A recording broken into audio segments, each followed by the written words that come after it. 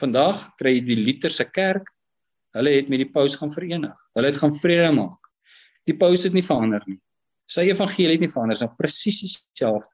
Die Lutherse kerk het net teruggegaan na die moeder toe. Die dogters is terug na die moeder toe. En dis net nog 'n kerk, en nog 'n kerk, en nog 'n kerk, en nog 'n kerk. Ek sê nie almal wat in die kerk is in die moeilikheid nie, maar ek sê die meeste mense wat in die kerk is in die moeilikheid. Want jy gaan mense kry in enige kerk wat Vader aanbid. Maar as jy hom werklik aanbid in gees en waarheid, gaan dit jou nie baie lank vat om te sien, maar wat hier is iets nie lekker nie. Hierdie somme tel nie op nie.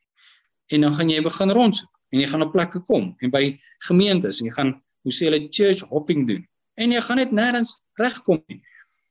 En dit herinner my net aan die verlore seun, wat in die varkhok gesit het, en het honger geword, en hy het sy maag probeer vul met die varkpele, maar hy kon nie.